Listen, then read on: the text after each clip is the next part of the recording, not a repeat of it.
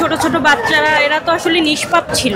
অবশ্যই টেনশনে আছি, কারণ আমরা এখন তো আগে কি হবে এটা তো আমরা জানি না। এই যে মাইলস্টোন যে পুরলো এটা তো আমরা জীবনে ভাবিনি। অবশ্যই উদ্বিগ্ন, শুধু আমি না, আমার মতো মনে হয় যে অনেক গার্জিয়ান এই উদ্বিগ্ন যে এখানে বা আমার ছেলেকে যদি মনে হয় যে এখানে দিলে আমরা যদি ভয়ে থাকি তাহলে অন্যত্র কিভাবে শিফট করা যায় সেটাও আমরা চিন্তা ভাবনার ভিতরে রাখছি আর কি। খুব ভালো করে দেখুন ভিডিওটা। মাইলস্টোন স্কুল অ্যান্ড কলেজের পাশ দিয়ে উড়ে যাচ্ছে বিমান। এমনিভাবেই কয়েকদিন আগে একটি বিমান এই শিক্ষা প্রতিষ্ঠানে ঢুকে পড়ে আছড়ে পড়ে, মারা যান অনেকে, আহত হন অনেকে। অভিভাবকরা এজন্য অনেকেই উদ্বিগ্ন। ছোট ছোট বাচ্চারা এরা তো আসলে নিষ্পাপ ছিল, এরা এগুলো দেখে অভ্যস্ত যে প্রতিদিন আসলে প্লেন আসতেছে যাচ্ছে, কিন্তু এরকম একটা ঘটনা যে এভাবে হবে ওরা তো কখনো স্বপ্নেও ভাবেনি। ওরা যখন পড়ছে তখনও হয়তো ওরা বুঝতে পারেনি, কিন্তু হঠাৎ করে যে এরকম কিছু হবে আসলে সেটা আমরাও ভাবতে পারিনি। এটা আসলে কারোরই নেয়ার মতো না, আমরা আসলে ওভাবে দেখার মতো কোনো পরিস্থিতি আমাদের ছিল না যে দেখে যে আসলে কিছু বলবো, ভাষাটাই আমরা হারিয়ে ফেলেছি। প্লেনের এরকম ঘটনার পর এই শিক্ষা প্রতিষ্ঠানের শিক্ষার্থীরা প্রচণ্ড রকমের উদ্বিগ্ন তাদের অভিভাবকরাও। অনেকে আবার তাদের বাচ্চাদের এই শিক্ষা প্রতিষ্ঠান থেকে অন্য জায়গায় পড়াতে চান।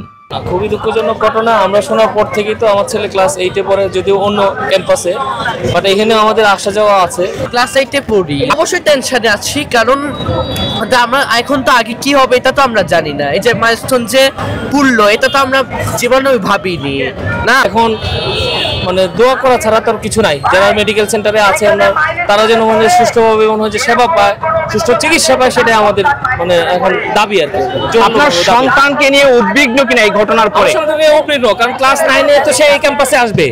তো আমরা এখানে যখন আমরা প্রায় সময় স্পোর্টসের জন্য এই ক্যাম্পাসে আসতাম, তখন বিমান আসলে সেই বিমানগুলো তো আমরা খুব খুশি মনে দেখতাম। বাট এখন তো আমরা এটার উপর দিয়ে বিমান গেলে আমরা আমার ছেলেকে এখানে দিব, পরবর্তী সময় আবার এগুলোতে প্রবলেম হয় কিনা সেটা নিয়ে উদ্বিগ্ন, অবশ্যই উদ্বিগ্ন।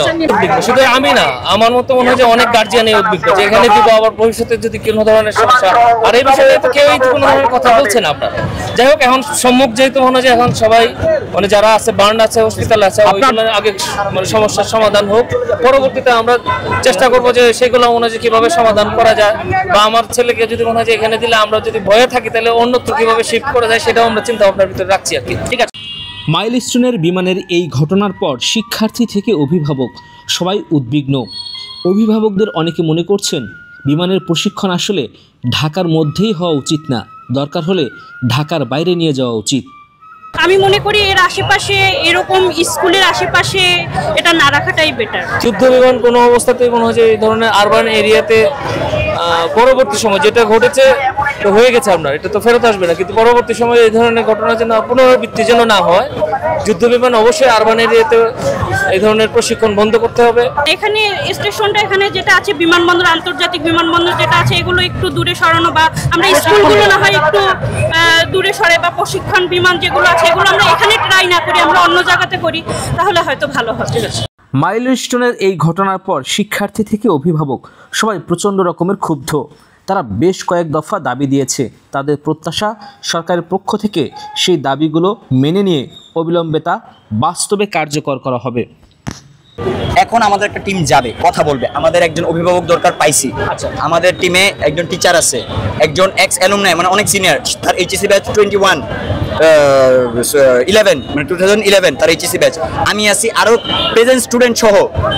এখন আপনাদের যে ফাইনাল কর্মসূচি সেটা কি আমরা জানতে চাই? সেটা হচ্ছে যে 6 দফা দাবি মানা হয়েছে, এটা কার্যকর হইতে সময় অবশ্যই লাগবে, এটাতে আমাদের কোনো দ্বিমত নাই।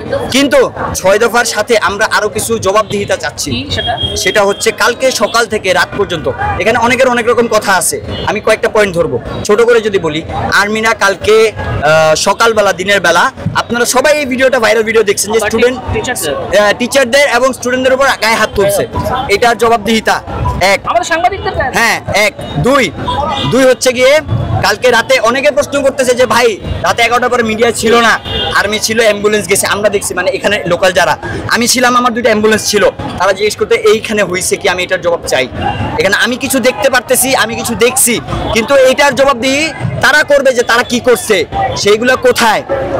এবং সবচেয়ে বেশি যে বিষয় নিয়ে আমরা উদ্বিগ্ন যে আপনার শুরু থেকেই যে জিনিসগুলো লুকানোর চেষ্টা করছে আপনার, যেটা আমরা শুনতে পাচ্ছি যে লাশের সংখ্যা আপনার গুম করা হচ্ছে, লাশ গুম করা হচ্ছে, রাতের 3টার সময় গতকালকে যেগুলো ভিডিও দেখলাম যে এখান থেকে রাতের বেলা অ্যাম্বুলেন্স এসে মনে হয় যে এখান থেকে লাশ নিয়ে যাওয়ার একটা যে বিষয়গুলো আসলে বাস্তবতা কি আমরা বুঝতে পারছি না, সেই জিনিসগুলো প্রকাশ করা দরকার।